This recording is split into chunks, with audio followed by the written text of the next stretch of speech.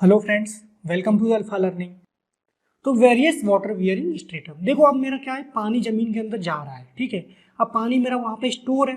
अब देखो जो पानी कितना कहीं पर स्टोरेज होगा वो मेरा किस पे डिपेंड करेगा, एक तरीके से कि नीचे जो मेरा मटेरियल है, जो सॉइल है, उसकी प्रॉपर्टीज कैसी है। कोई कोई सॉइल होगी जो बहुत ज़्यादा पानी स्टोर कर लेगी, कोई कोई जो होगी वो बिल्कुल भी पानी स्टोर ही नहीं कर पाएगी।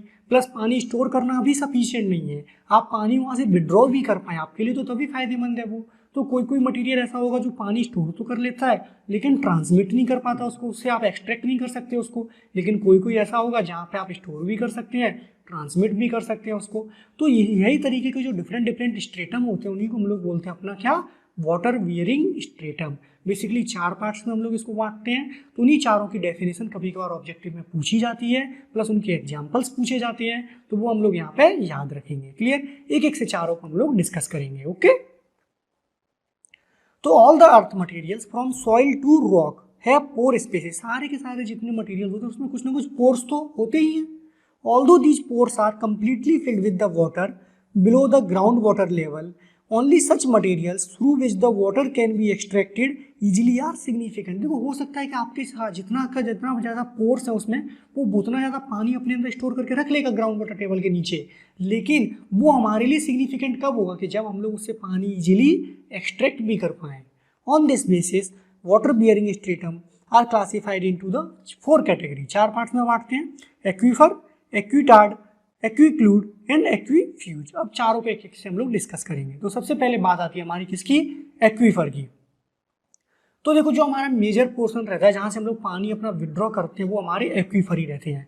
तो एक्वीफर बेसिकली ऐसे मटेरियल को रिप्रेजेंट करते हैं, ऐसे वाटर बियरिंग स्ट्रेटम को रिप्रेजेंट करते हैं जो अच्छा खासा पानी स्टोर भी कर सकता है, प्लस इजीली उसको ट्रांसमिट भी कर सकता है। मतलब एक तरीके से इजीली हम लोग उससे पानी को एक्सट्रैक्ट भी कर सकते हैं। तो ऐसे जो बियरिंग स्ट्रेटम होते हैं उनको हम लोग एक्वीफर बोलते हैं। इसको 2 पार्ट्स में क्लासीफाई किया जाता है, confined aquifer and unconfined aquifer. Unconfined aquifer, confined aquifer क्या होते हैं ये आपने सॉइल में भी पढ़ा होगा, इसको आज भी आगे हम लोग डिस्कस भी करेंगे। क्लियर, तो ये हमारा बेसिकली एक्वीफर हो जाते हैं। जनरली जो सैंडी सॉइल होती हैं, ग्रेवली सॉइल जो होते हैं, वहाँ पे जो मिलके जो बनाते हैं वहाँ पे जनरली हमारा एक्वीफर बनता है। क्लियर, तो इसका डेफिनेशन देख लेते हैं। Water bearing stratum which can store, पानी स्टोर भी कर सकता है, याद रखना है आपको, ये बहुत अच्छे से बहुत ज़्यादा ऑब्जेक्टिव में पूछा जाता है। Which can store as well as the yield water relatively easily due to its high permeability, के इजीली पानी को यील्ड भी कर देता है, मतलब ट्रांसमिट भी कर देता है। Example layers of sand, gravel etcetera. Clear, अब देखो ऑब्जेक्टिव में आपको ये स्टेटमेंट दिया रहेगा, आपको बताना होगा कि ये एक्वीफर का स्टेटमेंट है, कि एक्वीटार्ड का स्टेटमेंट है, एक्वीक्लूड का या एक्वीफ्यूज का है। तो आपको ये अच्छे से याद रखना है, ठीक है। एक्वीफर हो गया, नेक्स्ट क्या था हमारा, एक्वीटार्ड था हमारा। क्लियर, तो जो एक्वीटार्ड होता है वो क्या रहता है, इसकी पोरोसिटी तो अच्छी खासी रहती है, लेकिन क्या रहता है कि पानी ये ट्रांसमिट नहीं कर सकता। इससे जो पानी ट्रांसमिट होता है वो क्या रहता है, सिर्फ सीपेज पॉसिबल रहता है, मतलब थोड़ा थोड़ा सीपेज होते रहेगा, लेकिन आप इससे बहुत ज़्यादा पानी से विड्रॉ आप नहीं कर सकते। ठीक है, तो ये रहता है हमारा क्या, एक्वीटार्ड। ये जो बनता है उसका जो एग्जाम्पल होता है वो हमारा होता है कि जब रॉक लेयर सेडिमेंटेशन होकर एक जगह जमा हो जाते हैं तो वो एक्वीटार्ड मिलके बनाते हैं। आपको एग्जाम्पल इसका याद रखना है। क्लियर, तो only seepage is possible.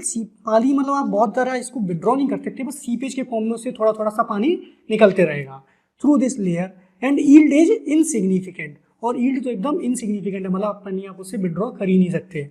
Example क्या है, layers due to the rock sedimentation. Clear, layers due to the rock sedimentation, पानी को ये स्टोर कर लेता है, स्टोरिंग फैसिलिटी इसके पास है। ओके, नेक्स्ट क्या है मेरा, एक्वीक्लूड। ठीक है, अब एक्वीक्लूड क्या होता है कि बेसिकली पानी तो ये स्टोर कर लेगा बहुत ज़्यादा, लेकिन ये बिल्कुल भी इससे हमारा पानी निकालना बिल्कुल भी पॉसिबल नहीं होता है। तो ये होता है हमारे क्या, एक्वीक्लूड होते हैं। हाईली पोरस, बहुत ज़्यादा पानी स्टोर करते हैं, बट नॉट परमिएबल, परमिएबल बिल्कुल नहीं होते, इनसे आप पानी विड्रॉ कर ही नहीं सकते बिल्कुल भी।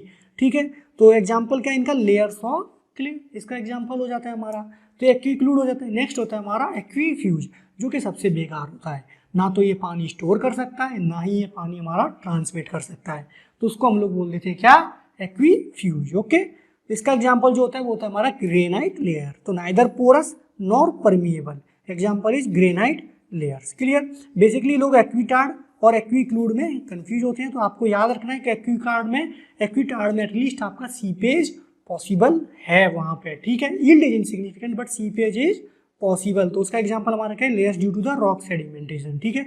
लेकिन जो बिल्कुल ही परमिएबल नहीं है लेकिन पानी स्टोर कर पा रहा है तो उसको क्या बोलते हैं हम लोग, aquiclude, and example is the layers of clay.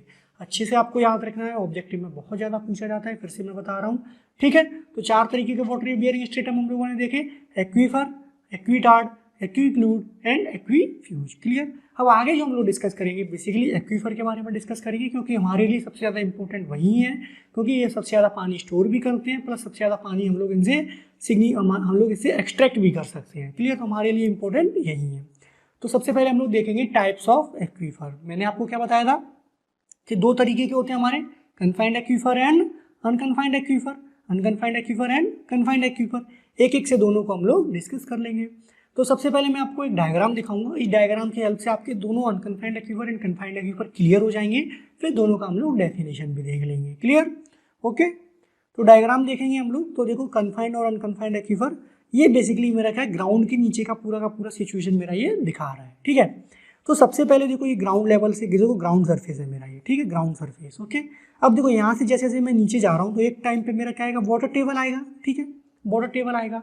अब देखो वाटर टेबल आएगा, फिर पानी है, फिर नीचे यहाँ पे क्या आएगा मेरा, ये मेरा इम्परमिएबल स्ट्रेटम आता है, यहाँ पे कुछ इम्परमिएबल मास होगा यहाँ पे, ठीक है, इम्परमिएबल स्ट्रेटम होगा मेरा यहाँ पे, ओके, इम्परमिएबल स्ट्रेटम होगा मेरा ये, ओके। तो ये देखो अब कोई एक ऐसा जो ये पानी स्टोर होगा मेरा, अब देखो ये जो पानी का स्टोरेज है यहाँ पे हमारा क्या है, ऊपर में देखो कुछ भी कन्फाइनमेंट नहीं है, ऊपर में क्या एक तरीके से मेरा फ्री है, एटमॉस्फेयर के कांटेक्ट में है वो मेरा पानी, और नीचे से सिर्फ कन्फाइंड है। नीचे से कन्फाइंड क्यों है, क्योंकि नीचे हमारा क्या है, इम्परमिएबल स्ट्रेटम है, पानी नीचे से कहीं जा नहीं सकता, क्लियर। तो ऐसा एक्वीफर, ऐसा पानी का स्टोरेज जो एक तरफ से कन्फाइंड है लेकिन दूसरी तरफ से, एक तरफ से कन्फाइंड है लेकिन दूसरी तरफ से वो क्या है, अनकन्फाइंड है, तो एक दूसरी तरफ से क्या है, वो फ्री है, उसके ऊपर कुछ भी लेयर हमारा नहीं है, इम्परमिएबल स्ट्रेटम नहीं है, तो उसको हम लोग क्या बोलते हैं, अनकन्फाइंड एक्वीफर। तो याद रखेंगे अनकन्फाइंड एक्वीफर हमारा क्या हो गया, ऐसा पानी का स्टोरेज, ऐसा एक्वीफर जो सिर्फ वन साइड से कन्फाइंड है, दूसरी साइड से वो फ्री है, कोई भी इम्परमिएबल स्ट्रेटम दूसरी साइड में एग्जिस्ट नहीं करता है, तो उसको क्या बोलेंगे, अनकन्फाइंड एक्वीफर। और दोनों तरफ से जो कन्फाइंड हो जाएगा उसको क्या बोल देंगे हम लोग, कन्फाइंड एक्वीफर बोल देंगे। देखो अब यहाँ पे भी इम्परमिएबल स्ट्रेटम था, ये वाला भी मेरा इम्परमिएबल स्ट्रेटम हो गया, तो दोनों इम्परमिएबल स्ट्रेटम के बीच में जो पानी मेरा स्टोरेज रहता है उसको हम लोग क्या बोलते हैं, कन्फाइंड एक्वीफर बोलते हैं, ठीक है। अब देखो ये जो इनमें जो ये कंटिन्यूसली हमारे क्या रहते हैं, ये हमारा कंटिन्यूसली रिचार्ज होते रहते हैं, तो ये बारिश का पानी जो इन्फिल्ट्रेट होता है वो नीचे हमारे इस तरीके से यहाँ से जाते रहता है और इसको हमारा रिचार्ज करते रहते हैं, क्लियर, ओके। यहीं से हम लोग पानी अपना विड्रॉ करते हैं, जो बेल्स वगैरह बनाते हैं हम लोग। अब देखो इसमें 2-3 चीज़ें आपको और दिख रही होंगी, तो सबसे पहले हम लोग डिस्कस करते हैं। देखो ये एक वाटर टेबल आपको दिख रहा है, यहाँ पे वाटर टेबल का लेवल ये है, यहाँ पे वाटर टेबल का लेवल हमारा ये था, ओके। अब देखो यहाँ पे एक हमारा क्या है, पोटेंशियोमीट्रिक सरफेस। जो पोटेंशियोमीट्रिक सरफेस है, बेसिकली आपने फ्लूइड मैकेनिक्स में पीजोमेट्रिक सरफेस पढ़ा होगा, तो जो पीजोमेट्रिक सरफेस होता है वो पोटेंशियोमेट्रिक सरफेस, दोनों एक तरीके से क्या है, सेम है। पीजोमेट्रिक सरफेस आपका क्या शो करता है कि अगर किसी भी पॉइंट पे मैं अगर जैसे ये पीजोमेट्रिक सरफेस है, ठीक है, तो अगर मैं सपोज दैट यहाँ पे अपना पीजोमीटर कुछ भी इंसर्ट करता हूँ, ठीक है, तो इसमें जो पानी यहाँ पे चढ़ के जो आ जाएगा, पीजोमीटर इंसर्ट करूँगा तो इसमें पानी का लेवल चढ़ के यहाँ तक मेरा आ जाएगा, क्योंकि इसके अंदर इतना पानी का प्रेशर मेरा है, तो जो पानी कितना चढ़ जाएगा, that is equal to P by gamma. अगर आप with respect to the datum देखोगे तो वो हो जाता है मेरा कितना, P by gamma plus Z. Detail में आपको फ्लूइड मैकेनिक्स में ये चीज़ बताई गई होगी, ठीक है। तो बेसिकली बस आपको यहाँ पे याद रखना है कि जो पोटेंशियोमेट्रिक सरफेस है वो क्या है, पीजोमेट्रिक सरफेस के बराबर है, ठीक है। अब देखो नेक्स्ट चीज़ हम लोग बात जो करते हैं वो करते हैं कि जो अनकन्फाइंड एक्वीफर मेरा रहता है, मैंने क्या बोला, एक तरफ से कन्फाइंड है, ऊपर से क्या है, एक तरीके से खुला हुआ है, तो ये क्या डायरेक्टली एटमॉस्फेयर के कांटेक्ट में है जो अनकन्फाइंड एक्वीफर है, तो इसमें जो पानी फ्लो करता है वो एटमॉस्फेरिक प्रेशर पे फ्लो करता है, इसमें पानी किसी भी प्रेशर के अंदर फ्लो नहीं करता है। लेकिन जो कन्फाइंड एक्वीफर है वो दोनों तरफ से मेरा क्या है, कन्फाइंड है, तो इसके अंदर जो पानी फ्लो करता है वो एक प्रेशर पे फ्लो करता है, that is higher than the atmospheric pressure, and this pressure is known as the artesian pressure और द कन्फाइंड प्रेशर। अब प्रेशर के अंदर पानी फ्लो कर रहा है, तो हम लोग जब इसके अंदर वेल डालेंगे, कोई भी पाइप डालेंगे, तो क्या करेगा, पानी अपने आप यहाँ से चढ़ने लगेगा, क्योंकि उसके अंदर क्या प्रेशर है बहुत ज़्यादा, तो जितना प्रेशर होगा उतना वो ऊपर चढ़ने लगेगा। अब सपोज दैट किसी भी पॉइंट पर आपने बेल इंसर्ट किया, ठीक है, अगर देखो पानी, देखो अब पोटेंशियोमीट्रिक सरफेस इस पॉइंट पे कहाँ तक था, यहाँ तक था, तो पानी यहाँ तक चढ़ सकता था, लेकिन उससे पहले क्या आ गया, मेरा ग्राउंड सरफेस आ गया, इसलिए पानी यहाँ पे फ्रीली क्या होगा, फ्लो होके दिखने लगेगा आपको। क्लियर? कैसे दिखने लगेगा, मैंने आपको क्या बताया कि किसी भी पॉइंट पे अगर कोई आप पाइप इंसर्ट करते हो और पानी अंडर प्रेशर है तो वो कहाँ तक चढ़ जाएगा, up to the potentiometric surface चढ़ जाएगा automatically due to the pressure. Clear? लेकिन यहाँ पे पोटेंशियोमीट्रिक सरफेस तो ग्राउंड के ऊपर से फ्लो होके जा रहा है और मेरा जो ग्राउंड सरफेस है वो क्या है, नीचे ही है, तो मेरा पाइप का जो होल होगा, ओपन जो फेस होगा वो तो यहीं पे होगा, तो पानी ऑटोमेटिकली यहाँ से फ्लो होके आने लगेगा। लेकिन ऑन द अदर एंड अगर मेरा जो पोटेंशियोमीट्रिक सरफेस है वो ग्राउंड के नीचे से जा रहा है, देखो यहाँ पे, ठीक है, फिर आपने कोई एक वेल इंसर्ट किया इसके अंदर, अब इसके अंदर जो पानी चढ़ के आएगा वो बेसिकली कहाँ तक आएगा, यहाँ तक आ पाएगा, ग्राउंड तक तो जा नहीं पाएगा। इसलिए आपको यहाँ पे ये फ्री वाला फेज जो फब्बारा टाइप का पानी निकल रहा था वो यहाँ पे आपको नहीं दिखेगा, वो कहाँ पे दिखेगा, यहाँ पे दिखेगा, जहाँ पे आपका पोटेंशियोमीट्रिक सरफेस जो है वो ग्राउंड के ऊपर से निकल रहा है। यहाँ ग्राउंड के अंदर से निकल रहा है, वहाँ पे आपको फब्बारा बनते हुए नहीं दिखेगा, ऑटोमेटिकली फ्लो के वो नहीं आएगा, आपको यहाँ पे इसको फर्दर थोड़ा सा खींचना पड़ेगा with the help of some pump, तभी ये पानी आपका ऊपर तक ग्राउंड के ऊपर आ पाएगा। क्लियर? तो जो आर्टिशियन एक्वीफर जो होता है, कन्फाइंड एक्वीफर को हम लोग आर्टिशियन एक्वीफर भी बोलते हैं, ठीक है। तो जो आर्टिशियन एक्वीफर जो होता है उसके अंदर जो वेल डालते हैं उसको हम लोग आर्टिशियन वेल भी बोलते हैं। इसलिए देखो यहाँ पे फ्लोइंग आर्टिशियन वेल भी बोला हुआ है और आर्टिशियन वेल बोला। फ्लोइंग क्यों? क्योंकि पानी ग्राउंड के ऊपर फ्लो कर रहा है, यहाँ फ्लो नहीं कर रहा है, इसलिए इसको सिंपल आर्टिशियन वेल बोल दिया, आर्टिशियन वेल। ओके, फिर ठीक हो। अब देखो ये हो गया। सेकंड मेरा क्या है कि जो अनकन्फाइंड एक्वीफर में अगर मैं पाइप डालता हूँ तो इसको मेरा एटमॉस्फेरिक प्रेशर पे है, इसके अंदर तो पानी कुछ भी ऑटोमेटिकली चढ़ के नहीं जाएगा, तो हम लोगों को क्या करना पड़ेगा, पानी निकालने के लिए पंप लगाना पड़ेगा। With the help of pump हम लोगों को पानी जमीन पे विड्रॉ करना पड़ेगा, तो इसको बोलते हैं हम लोग क्या, वाटर टेबल वेल बोलते हैं इसको, सिंपल, इसको तो अलग से कुछ नाम दे ही नहीं सकते हम लोग। ओके, प्लस इसके अलावा जो अनकन्फाइंड एक्वीफर होता है उसका फर्दर एक और छोटा सा पार्ट और होता है, उसको हम लोग बोलते हैं पर्च्ड एक्वीफर। वो भी आपको यहाँ डायग्राम में दिख रहा होगा। देखो ये जो पर्च्ड एक्वीफर क्या होता है कि कभी कभार कि आपका वाटर टेबल से ऊपर ही कहीं पे क्या हुआ, थोड़ा सा इम्परमिएबल मास आ गया। देखो जैसे ये आपका क्या होगा, थोड़ा सा इम्परमिएबल मास यहीं पे आ गया। अब यहाँ पे जो पानी इनफिल्ट्रेट करके ग्राउंड से आ रहा होगा वो तो नीचे नहीं जा पाएगा, इधर वाला पानी तो चला जाएगा, लेकिन इधर वाला पानी क्या करेगा, इम्परमिएबल मास, ये वाला इम्परमिएबल मास उसको रोक लेगा। ठीक है, इम्परमिएबल मास ये वाला उसको रोक लेगा। ठीक है, तो यहाँ पे पानी क्या होगा, कुछ ना कुछ जमा हो जाएगा मेरा। तो ये जो लोकल एक तरीके से क्या हो गया, मेरा पानी का लोकल पूल बन गया। तो ये जो लोकल पूल बन जाता है, लोकल एक एक्वीफर क्रिएट हो गया। ऐसे एक्वीफर को हम लोग क्या बोलते हैं, पर्च्ड एक्वीफर बोलते हैं। कभी कभार ऑब्जेक्टिव में चीज पूछी जाती है, क्या बोलते हैं, पर्च्ड एक्वीफर बोलते हैं। एक तरीके से क्या है, अनकन्फाइंड एक्वीफर ये, क्योंकि एक तरफ से ही कन्फाइंड है, ऊपर से तो कुछ भी कन्फाइंड ये नहीं है, नीचे से सिर्फ कन्फाइंड है। क्लियर? और अनकन्फाइंड एक्वीफर के ऊपर ही ये बनता है हमेशा, नीचे तो बन ही नहीं सकता। क्लियर?